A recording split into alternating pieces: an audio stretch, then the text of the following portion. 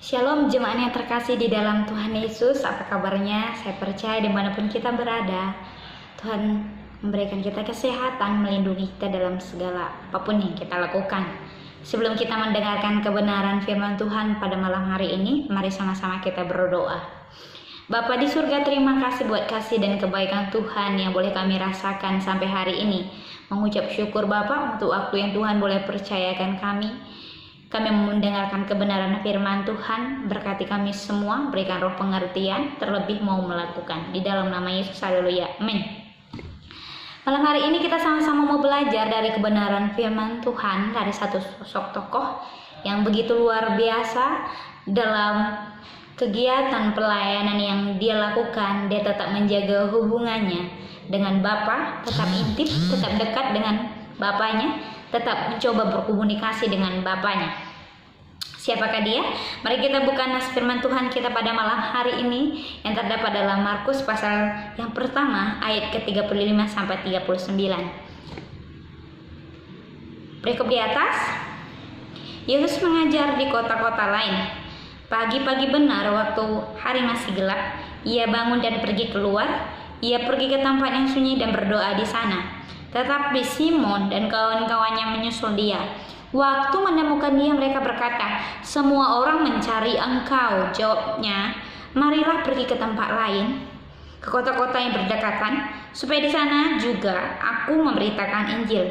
Karena untuk itu aku telah datang." Lalu pergilah ia ke seluruh Galilea dan memberitakan Injil dalam rumah-rumah ibadat mereka dan mengusir setan-setan.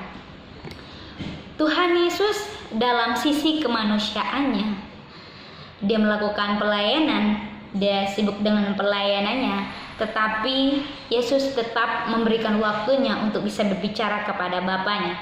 Karena Tuhan Yesus tahu dia perlu Bapaknya untuk mencurahkan semua yang dia alami, semua yang dia rasakan. Dia perlu seorang sosok figur di mana dia bisa mengadukan itu. Sebagai orang percaya, kita itu bisa berdoa, tetapi kita lupa melakukannya. Kita lupa berdoa. Semua orang bisa berdoa merangkai kata sebagus mungkin, tetapi untuk mempraktekannya, apakah bisa? Semua itu tergantung dan kembali kepada diri kita sendiri. Malam hari ini kita mau belajar mengapa pentingnya berdoa. Sebenarnya apa sih doa itu? Saya percaya kata berdoa itu sudah umum, sudah sering kita dengar, kita tahu, kita dapat menafsirkannya, mengartikannya. Doa, sebagian orang mengatakan nafas hidup orang percaya, sebagian orang mengatakan sarana komunikasi untuk kita berkomunikasi kepada Tuhan, untuk kita bisa berbicara kepada Tuhan, menyampaikan keluh kesah kita, masalah kita, pergumulan kita, sakit penyakit kita sampaikan kepada Bapa. Dan pada malam hari ini, dua hal yang mau kita pelajari mengapa pentingnya kita berdoa. Yang pertama, karena Tuhan Yesus sendiri berdoa. Kalau kita melihat di ayat yang sudah kita baca, Yesus memberitakan Injil dari satu kota ke kota lain, harus berjalan kaki. Setelah itu Yesus harus mengajar di bait suci. Setelah mengajar di bait suci, dikatakan di ayat ke-32, menjelang malam sesudah matahari terbenam, dibawalah kepada Yesus semua orang yang menderita sakit dan kerasukan setan. Yesus melanjutkan pelayanannya setelah matahari terbenam, menyembuhkan orang sakit, menyembuhkan orang yang kerasukan. Bayangkan dalam satu kota ada orang yang kerasukan, ada orang yang sakit, butuh berapa lama Yesus menyelesaikan pelayanan. Tetapi yang mau saya tekankan pada malam hari ini adalah satu ayat yang luar biasa, satu hal yang luar biasa yang Yesus lakukan di ayat ke-35. Pagi-pagi benar waktu hari masih gelap, ia bangun dan pergi keluar. Dalam terjemahan lain, ayat ini berbunyi, keesokan harinya waktu masih subuh, Yesus bangun lalu meninggalkan rumah. Ia pergi ke tempat sunyi di luar kota dan berdoa. Yesus di sisi manusianya sebenarnya dia ingin mengikuti keinginan dagingnya untuk bisa istirahat, bisa tidur, bisa mengikut ibaratnya leyeh-leyeh di tempat tidur. Tetapi Yesus tahu. Yesus harus menyampaikan isi hatinya kepada Tuhan. Pagi-pagi benar, waktu masih subuh, dia bangun, dia mencari tempat untuk berdoa. Bagaimana dengan kita, Bapak Ibu Saudara-saudari? Tuhan Yesus mengajarkan kepada kita harus berdoa, kita harus berkomunikasi kepada Dia, menyampaikan segala pergumulan kita, menyampaikan keluh kesah dalam kehidupan kita. Dan malam hari ini kita mau diajarkan kembali, diingatkan kembali pentingnya berdoa. Karena Tuhan Yesus sendiri pun berdoa supaya hubungannya tetap dekat dengan Bapa, supaya dia bisa bercerita kepada Bapa. Demikian juga kita juga harus berdoa, kita juga harus bercerita kepada Bapa. Jadi mengapa penting kita berdoa? Karena Yesus pun berdoa dan kita juga harus berdoa. Itu yang pertama. Yang kedua, mengapa kita harus berdoa? Karena saat kita berdoa, kita mendapatkan kekuatan baru. Di tengah situasi pandemi yang terjadi saat ini, ada banyak orang takut. Takut akan kematian, takut akan ekonomi. Karena dengan situasi pandemi yang sekarang terjadi melanda di bangsa kita, di beberapa bangsa lain, itu membuat orang takut, membuat orang hidupnya susah, hidupnya menderita. Tetapi sebagai orang percaya, kita jangan takut. Kita berdoa kepada Tuhan, minta kepada Tuhan, sebab Dia akan memberikan kita kekuatan yang baru. Ingat peristiwa waktu Yesus ingin ditangkap, Dia berpesan kepada muridnya supaya mereka berjaga-jaga saat Dia berdoa. Tetapi apa yang mereka lakukan? Mereka tidak berjaga-jaga, mereka tidur. Jadi ketika para imam dan para prajurit datang untuk menangkap Yesus, mereka semua ketakutan.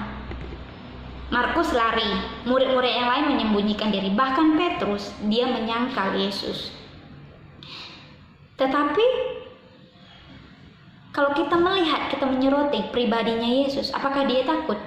Secara sisi manusia dia takut, Bapak Ibu Saudara-saudari. Ingat waktu dia berkata, Tuhan kalau bisa cawan ini lalu daripadaku. Tetapi karena Yesus berdoa, Yesus mendapat kekuatan. Akhirnya dia bilang, biarlah kehendakmu yang jadi, bukan kehendakku. Saat kita berdoa, kita mendapat kekuatan baru daripada Tuhan.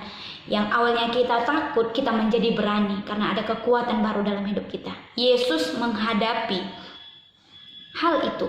Yesus berani karena dia mendapat kekuatan baru daripada Bapaknya. Dia menghadapi situasi di mana dia harus ditangkap, bahkan dia harus mati di kayu salib. Demikian juga dengan kita, Bapak Ibu. Saat kita takut, berdoalah.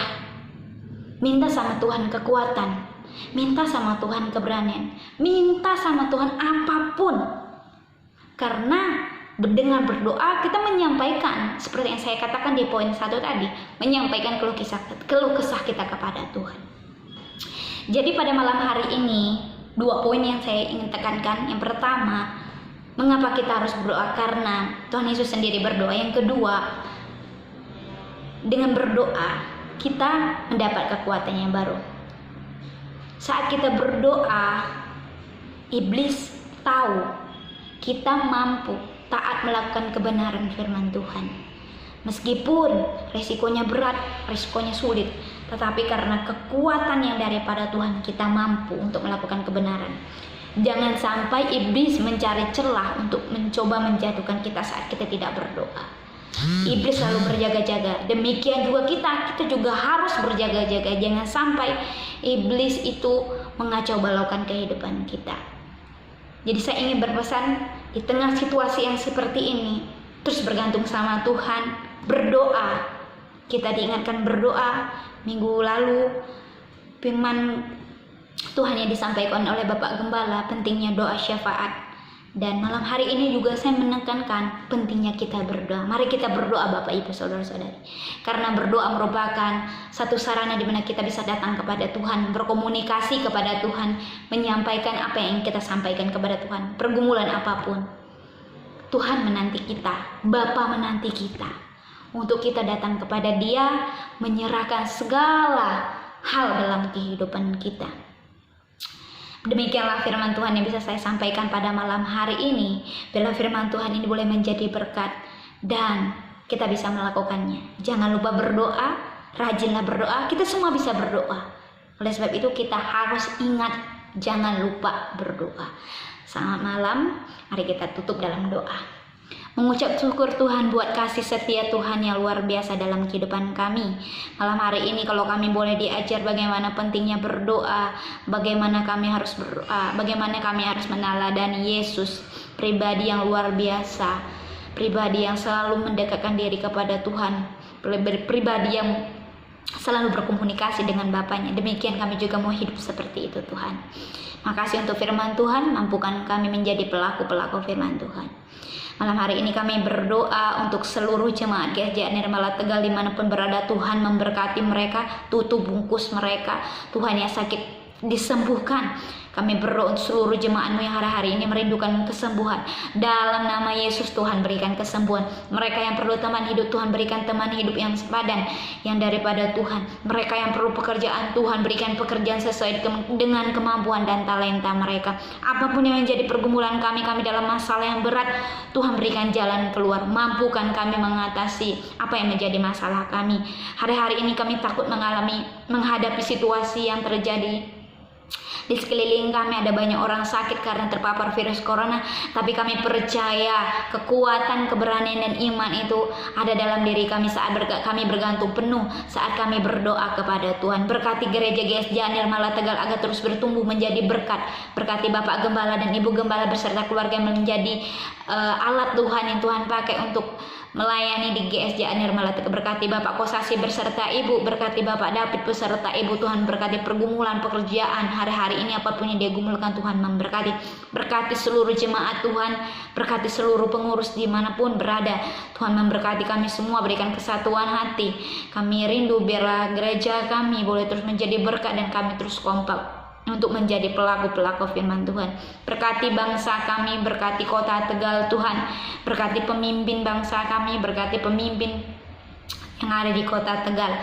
Kami percaya hikmat Tuhan ada dalam hidup mereka, khususnya di tengah situasi yang terjadi. Kami percaya apapun yang mereka tindakan, solusi apapun yang mereka ambil, Tuhan turut campur di dalamnya. Mengucap syukur Tuhan, kami juga menyerahkan ke dalam tangan Tuhan untuk kesehatan kami pribadi lepas pribadi. Tuhan, kami perlu Engkau, kami butuh Engkau Tuhan. Tuntun langkah kami dan ingatkan kami selalu untuk kami berpegang teguh kepada Tuhan. Di dalam nama Tuhan Yesus, berkati seluruh jemaat GSJ Nirmala Tegal. Biarlah kekuatan, kesehatan, kedamaian, damai sejahtera, berkat yang melimpah boleh menjadi bagian dalam hidup mereka dimanapun mereka berada. Di dalam nama Tuhan Yesus kami sudah berdoa dan mengucap syukur. Amin. Terima kasih Bapak Ibu. Selamat malam, selamat beraktivitas, selamat berdoa juga. Tuhan memberkati.